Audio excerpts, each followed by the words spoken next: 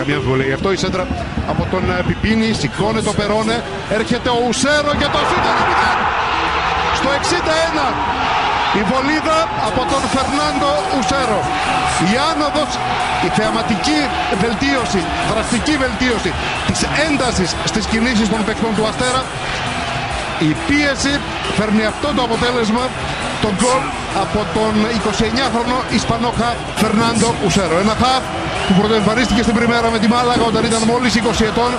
Έχει κάνει τη διαδρομή του στο ποδόσφαιρο, δεν είναι κάποιος χθεσινός και όταν έπεσε στα πόδια του η ευκαιρία για το shoot goal δεν την άφησε να πάει χαμένη. Υπέροχο, πολύ θεαματικό γκολ από τον Φερνάντο Ουσέρο, πέραν από κάθε δυνατότητα αντίδρασης του Σαρλ Ιτάντζ, εδώ η κεφαλιά από τον Περόνε που έκανε τη βρώμικη δουλειά για να επαναφέρει την μπάλα σε ένα σημείο από το οποίο θα μπορούσε κάποιος συμπαίκτης του να εκτελέσει. Αφήνει ο Ντεμπλάσης βλέποντας τη φόρα και το πάθος με το οποίο μπαίνει στη φάση για την εκτέλεση ο Φερνάντο Ουσέρο. 1-0 ο Αστέρας, η δίκαιη ανταμοιβή των Πελοποννήσιων για την αγωνιστική συμπεριφορά τους σε αυτό το δεύτερο ημίχρονο.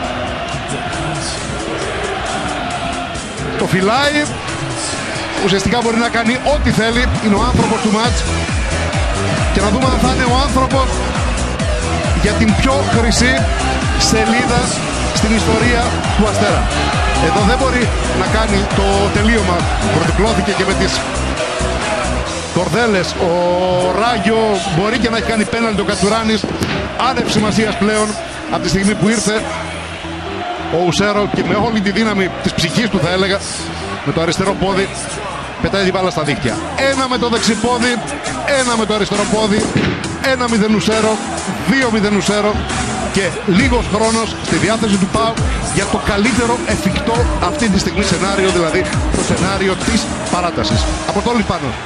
Ένα κάθισμα έπεσε λίγο πιο δίπλα από τον Γιώργο.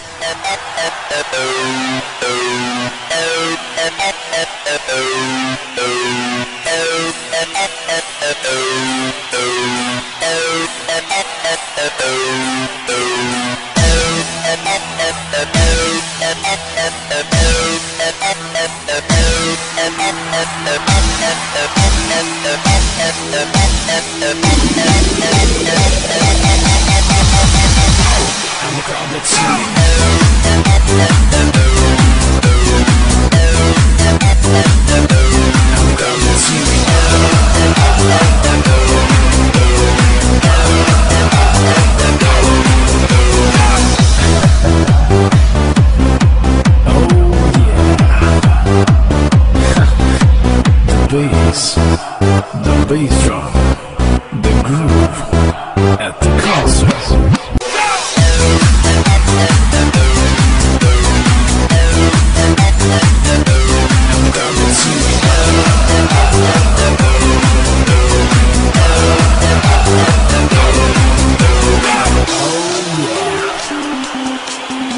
That's right.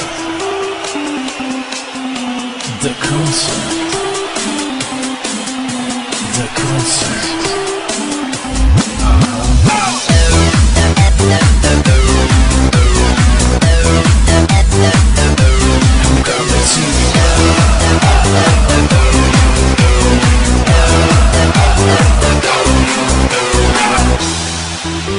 The light shine in your face. The hands to the sky. The bass drum, the groove, and the concert.